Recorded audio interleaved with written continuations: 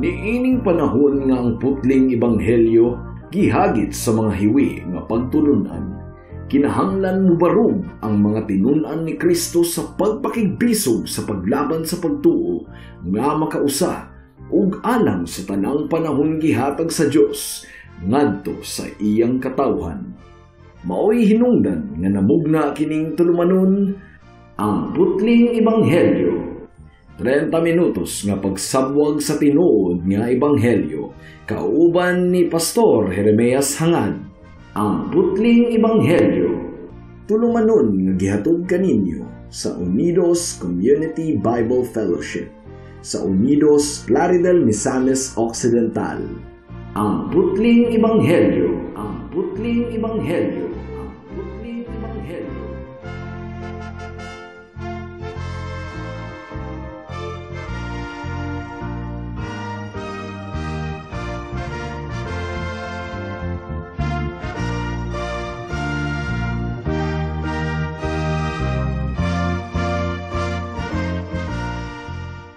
Mayong hapon Unidos, Plaridel, Calamba, Baliangaw, sa Pangdalaga, Rizal, Lupisayna ug kutob sa tanang gidala sa Ginoo sa pagpaminaw niining atong programa nga giuluhan og ang putling ebanghelyo. Sa makausapa kini ang inyong igsuon ug higala sa kahanginan si Pastor Jeremias Lauri Hangad sa Unidos Community Bible Fellowship dinuyugan sa iglesia nga nag-sponsor niining atong programa, ang Salitran Covenant Bible Church sa Barangay Salitran, Dakbayan sa Dasmariñas, Probinsya sa Cavite. Akong gipaabot ang espesyal nga pagpanimbaya sa akong lolo nga si Isabelo Lauri Sr. sa Lawis, New Look, Plaridel nga naminaw karon.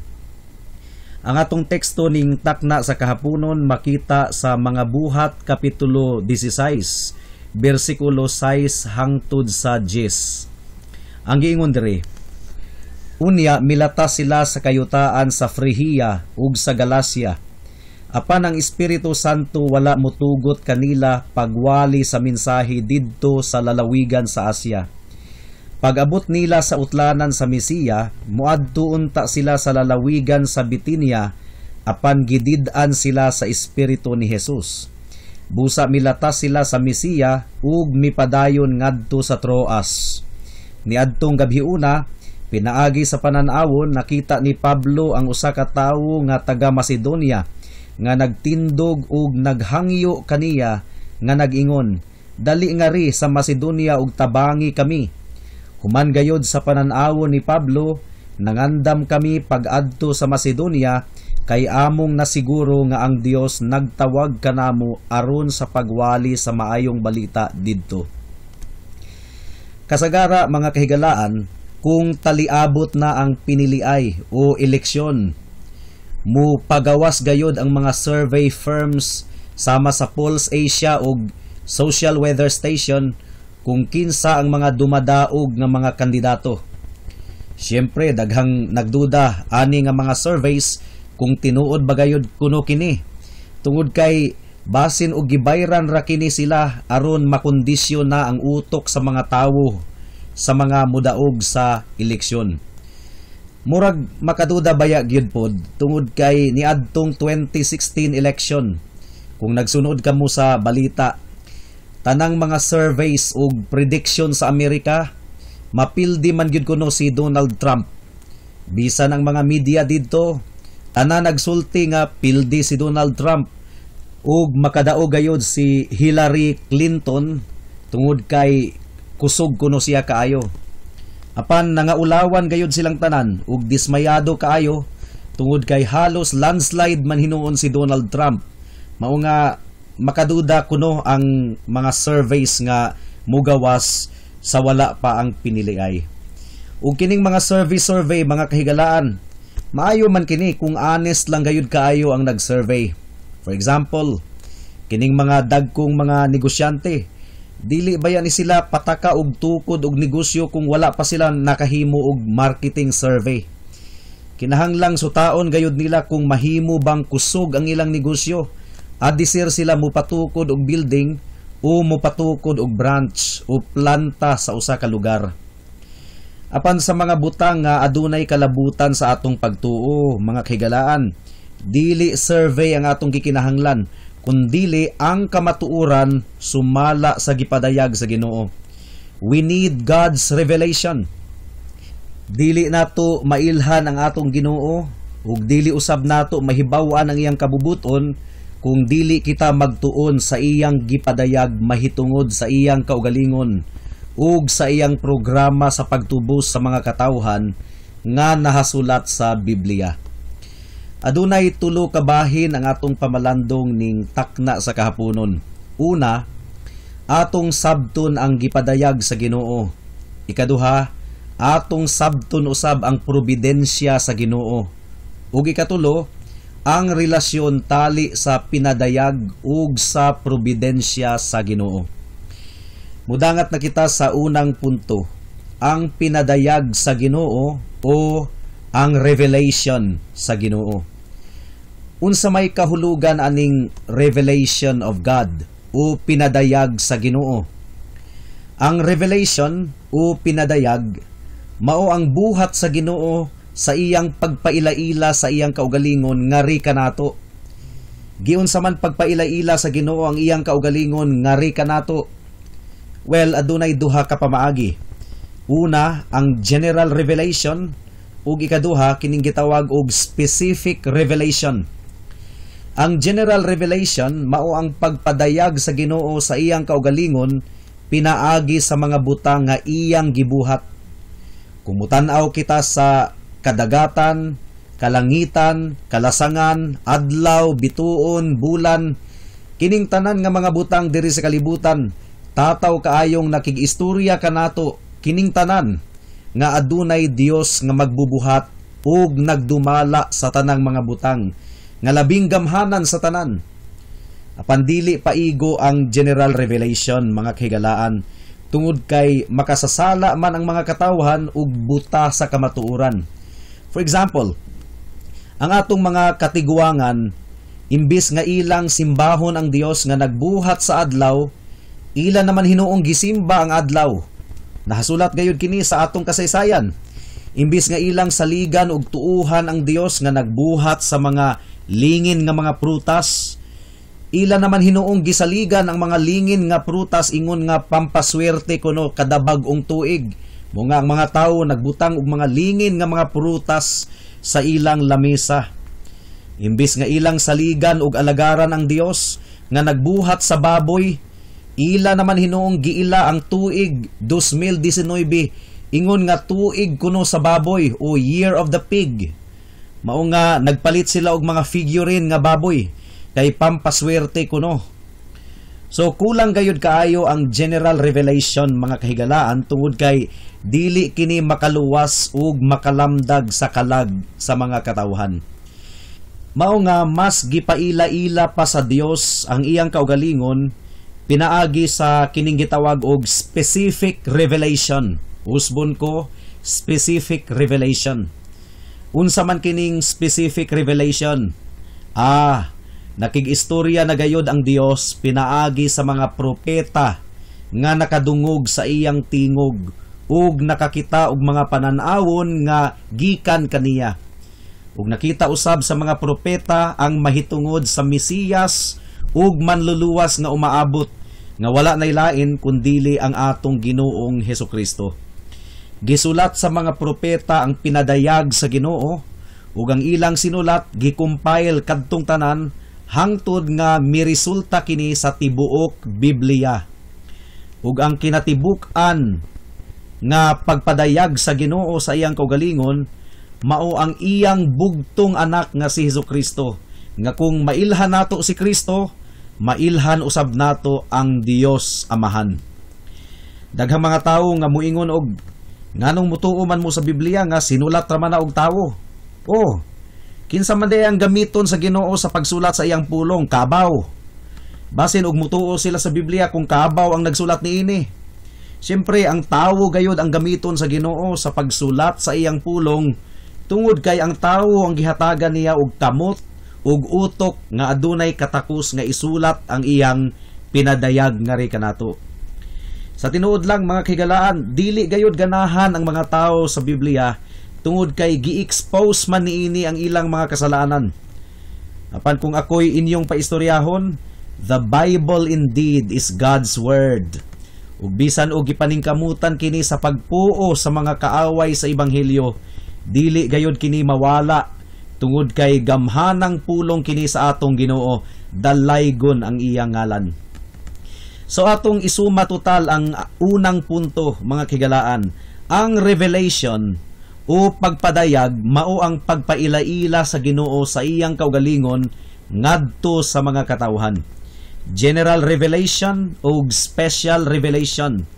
Kining tanan mahigugmaon nga gihatag sa Ginoo kanato aron atong mailhan siya ug masayran nato ang iyang kabubuton.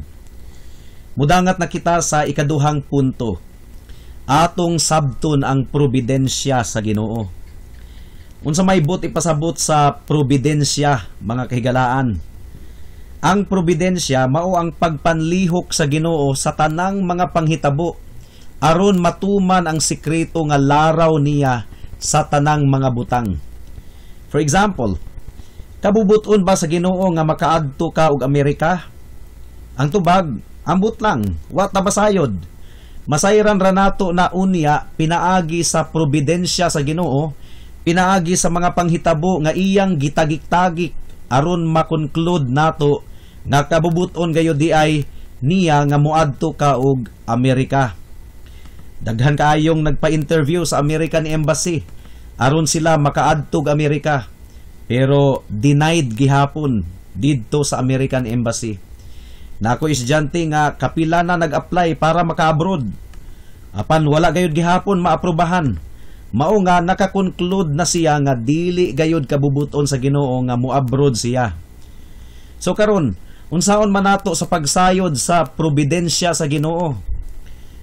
Lisod kaayo kini nga pangutana tungod kay wala may tataw nga probisyon gikan sa Biblia mahitungod sa mga specific nga butang nga nahitabo sa atong kinabuhi. Apan bisan pa niini, adunay mga prinsipyo nga gipadayag sa Biblia aron kita matabangan sa atong mga desisyon. For example, gipadayag sa Dios ngadto kang Abraham nga ang iyang mga kaliwat mahimong ulipon sa usa ka banyaga nga nasod sulod sa 400 ka tuig. Sumala sa nahasulat sa Genesis chapter 15 versikulo 13 hangtod sa 14. Apan gipadayag ba sa Ginoo kung unsang nasura ang muulipon sa mga kaliwat ni Abraham? Wala. Gipadayag ba usab sa Ginoo kung sa unsang paagi maulipon ang mga kaliwat ni Abraham sa usa ka banyaga nga nasod? Wala pod. Basta ang gipadayag lang sa Ginoo, mahimong ulipon ang mga kaliwat ni Abraham sulod sa 400 ka tuig sa usa ka banyaga nga nasod. Klaro kaayo ang pinadayag, apan dili klaro ang probidensya. Usbon ko, klaro kaayo ang pinadayag, apan dili klaro ang probidensya. Kinahanglan pang sutaon ni Abraham ug sa iyang mga kaliwatan ang mga panghitabo aron matagik nila ug masabtan ang probidensya sa Ginoo.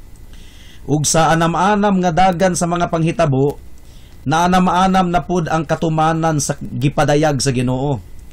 Ug nahibaw-an nila later nga pinaagi di ay kang Jose nga gibaligya sa iyang mga igsuon ngadto sa mga Ehiptohanon nga mga negosyante. Ug si Jose gibaligya ngadto kang Potifar hangtod nga si Jose nahimong gobernador didto sa Ehipto, and the rest is history. Midaghan sila sa Ehipto, nahimong dako nga nasod, apan miabot ang punto nga giulipon sila didto sa Ehipto sulod sa 400 ka tuig. Ug kasagara mga kahigalaan, wala nila mamatik di dayon ang probidensya sa Ginoo. Samtang kamulong nga nahitabo ang mga panghitabo, wala nila mabantayi ang probidensya nga gianam-anam na di ay og tuman sa Ginoo. Ay hara nila nabantayan sa tataw gayod ni adtong namalandong na sila ug ni adtong gipasabot na sa Ginoo kanila ang tanan. So sa atong teksto ning takna sa kahaponon sa mga buhat kapitulo 16 bersikulo 6 hangtod sa 10, klaro kaayo nga kabubuton sa Ginoo nga manangyaw si Pablo ug ang iyang mga kauban sa nagkalain-laing dapit. Mao kadto ang gipadayag sa Ginoo. Apan nasayran ba nila ang mga specific nga mga lugar diin ipawali sa Ginoo ang ebanghelyo? Wala. Mao nga sa bersikulo 6 sa atong teksto, buot unta nilang muwali didto sa Frigia ug Galacia ug sa uban pang mga dapit.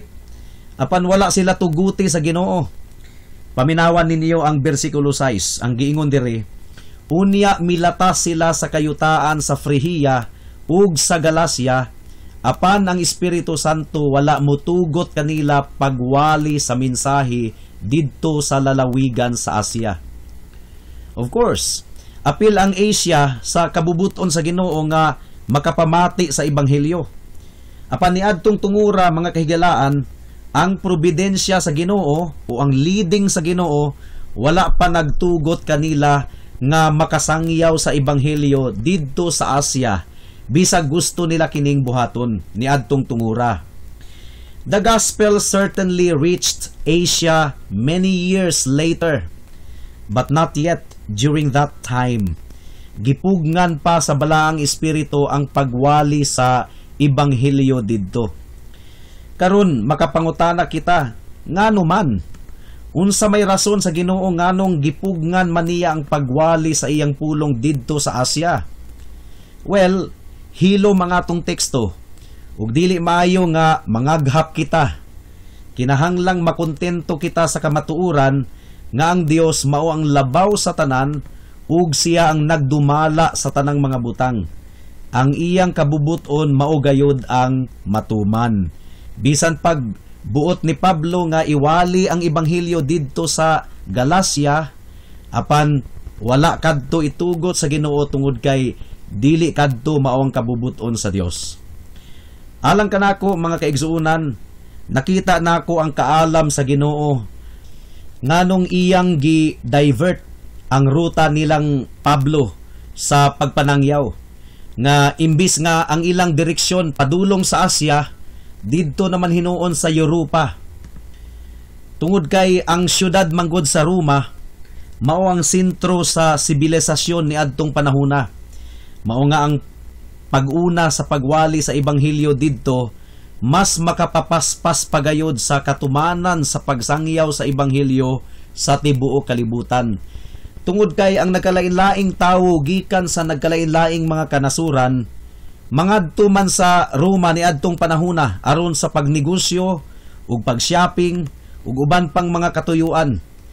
So kung makabig ngadto kang Kristo kadtong mga foreigners didto sa Roma, most likely pag uli ni adtong mga tawhana sa ilang nagkalain-laing mga kanasuran, manangyaw usab sila sa pulong sa Ginoo. Mao nga mas mapapaspas pa hinuon ang worldwide evangelization kung unahon nila ang pagsangyaw sa ebanghelyo didto sa Europa, partikularmente sa syudad sa Roma. So nakita ba ninyo ang kaalam sa Ginoo mga kahigalaan? Bright ra gayud kaayo ang Ginoo. Mao nga si Pablo mituman gayod sa leading sa atong Ginoo.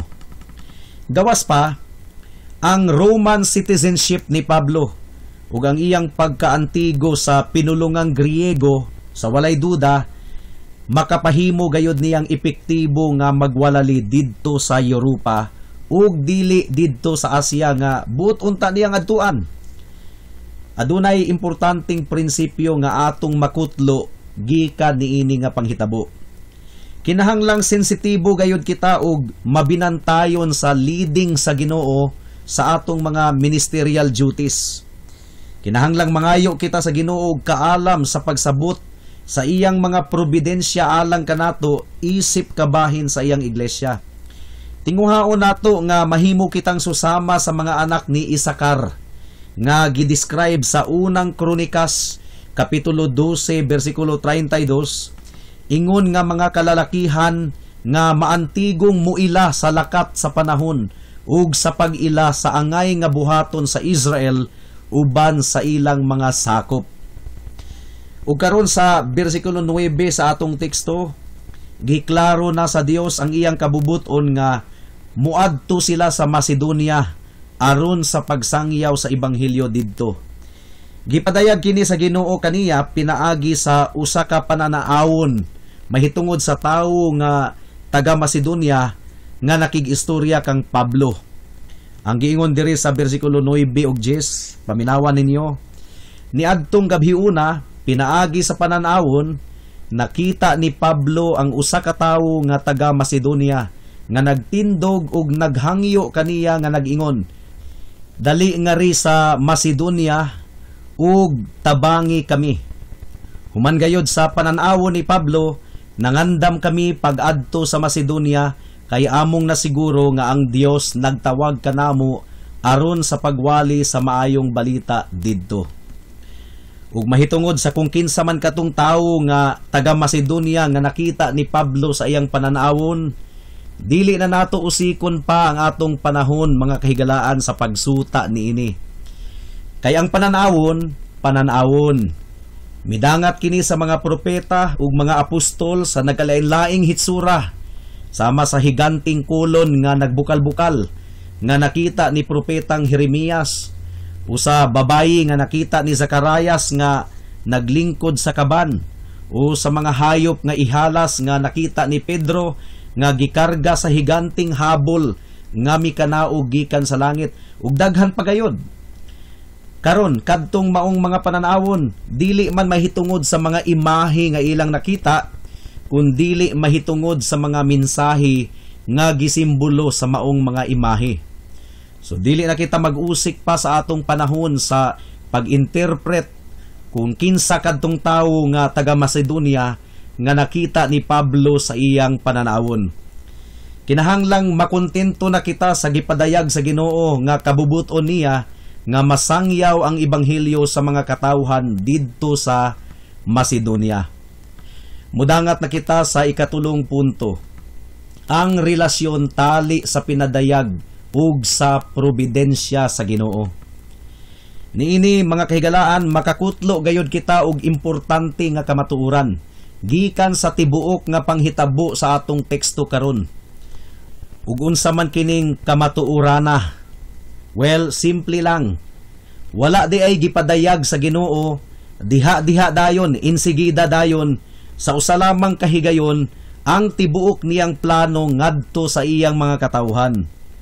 Kung tuna nato ang Biblia mga kahigalaan, tataw kaayo nga makita nato nga gianam-anam sa Ginoo og padayag ang iyang plano pinaagi sa nagkalain-laing probidensya o mga panghitabo. For example, wala man gipadayag sa balang espiritu diha-diha dayon, insigida dayon sa usa lamang kahigayon ang iyang specific nga plano nga muwali si Pablo sa ebanghelyo didto sa Macedonia.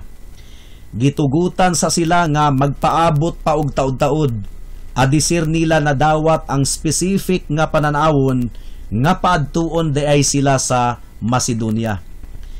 Ingon usab niini ang nahitabo sa kaso ni Abraham. Kung basahon ninyo ang Genesis, giingnan siya sa Dios nga kinahanglang mubiya siya sa iyang nasod ug muadto sa nasod nga ihatag sa Dios kaniya. Apan wala gipadayag sa Ginoo dayon ang specific nga dapit sa maong nasod. Misanong gayod si Abraham sa kabubuton sa Ginoo. Mibiya siya sa iyang nasod uban sa pagtuo, bisan pa og wala siya masayod kung asa siya pagadadon sa Ginoo.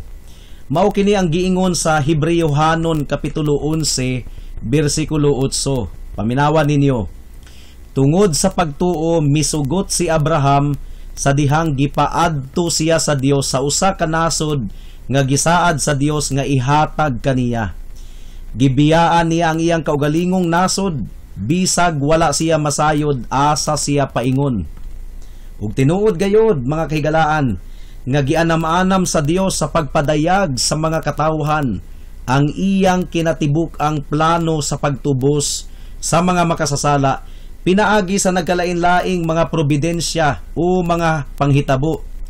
Hangtod nga natibuok na gayod sa pagpadayag sa Ginoo ang iyang plano nga ang kaluwasan di ay pinaagi sa iyang bugtong anak nga si Hesukristo ug pinaagi di ay sa dugo nga giula ni Hesukristo didto sa krus sa Kalbaryo, isip bugtong nga basihan alang sa kapasayloan sa atong mga kasalanan.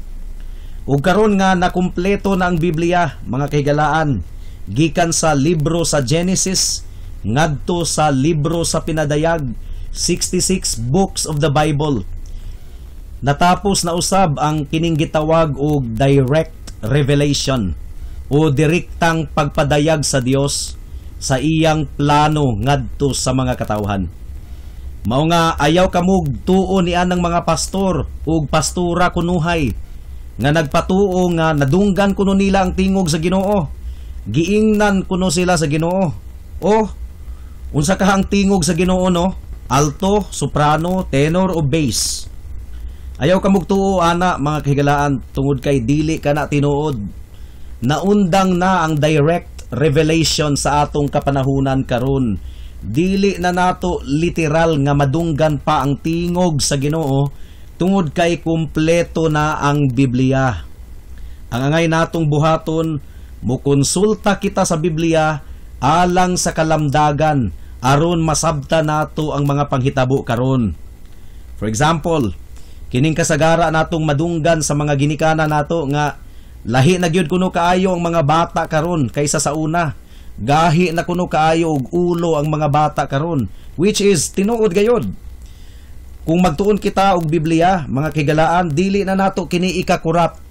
Tungod kay gipadayag na kini sa Biblia nga sa katapusang mga adlaw magkadautan ang mga katawhan ug ang mga bata pirti na kaayong musukol ug mutibad sa ilang mga ginikanan. So ang tanang nahitabo karon, nagpamatuod lamang gayod nga tinuod gayod ang gisulti sa Biblia. Mudangat na kita sa mga aplikasyon. Alang sa mga magtotoo, kinahanglang mukonsulta kita sa Biblia aron matest nato ang probidensya o mga panghitabo. For example, naay gitanyag kanako nga trabaho abroad, dakog sweldo. Ako ba kining dawaton? Unsa man ang prinsipyo nga giingon sa Biblia? Well, klaro kayo ang giingon sa Biblia nga kung ikaw padre di pamilya o amahan sa pamilya, kinahanglang hands-on ikaw sa pagtudlo, pagbansay, ug pagdisiplina sa imong mga anak. So kung mo-abroad ko, kay gipalabi na ako ang dakong sweldo, unya mabiyaan na ako ang akong asawa ug mga anak, klaro gayud kaayo nga gisupak na ako ang kabubuton sa Ginoo. Mao kini ang hinungdan nganong hangtod karon, wala jud ko nagpatintal og abroad. Ang buti pasabot, biyaan na ako ang akong asawa ug mga anak, ug ang mga katawhan sa simbahan nga gipiyal sa Ginoo sa akong pag-alima ug pag-amuma diha sa pagkabalaan. Daghan kayong mga pamilya, mga kahigalaan nga nangabungkag, gumikan kay ang nanay o tatay mibiya og nag-abroad. Nagminyo man gani aron muipon sa asawa ug mga anak. Magbulag naman hinuon gumikan lang sa trabaho. Maayo pa na lang ug wala na lang unta nagminyo. Kung maglagyo raman di ay gihapon, gumikan lang sa trabaho. Mga kahigalaan, dili ako supak sa pag-abroad. Kung kuyog ang tibuok pamilya, apan kung dili, ang tatay lamang ang mo-abroad, unya mabiyaan ang asawa ug mga anak, na paningkamot na lang mo diri sa Pilipinas, mga kahigalaan, paningkamot na lang mo diri oy. Adunay gahom ang Dios nga mupanalangin sa inyong panimalay bisan pag naara mo diri sa Pilipinas. Basta dili lang gayod mo magkalagyo isip asawa, bana ug mga anak. Alang sa mga wala pa kang Kristo, ayaw ninyo og likayi ang mga higayon sa pagpamati sa pulong sa Ginoo. Probidensya kini sa Ginoo alang sa inyong kalag. Dili baya tanang dapit gipanalanginan sa Dios og programa sa radyo nga seryoso gayud kaayo nga nagpasabot sa pulong sa Ginoo chapter by chapter, verse by verse, ug sa pamaagi nga sistematiko. Bulahan ra gayud kaayo kamo mga kahigalaan. Mao nga ayaw ninyo og usiki kini nga probidensya sa Ginoo kaninyo. Padayon kamo og pamati dinhi sa kahanginan ug sa inyong pagpamati masabtan ra ninyo ang grasya sa Ginoo sa kaluwasan alang sa mga makasasala nga susama kanato. Dalaygon kaayo ang ngalan sa Dios. Amen. Hangtod din hilang kita taman sa atong pagtuon karong takna tungod kay wala na kitay oras pa. Sa makausap pa, giimbitar ko kamo sa pagtambong sa atong panimbahon ugmang adlaw, adlawng Domingo, adlaw nga igpapahulay alas 2 sa hapon sa panimalay ni Winstro hangad sa Unidos. Daghang salamat. Alang sa dugang nga mga pangutana, mahimong mo text kang Pastor Jeremias hangad sa 0935 744-3030.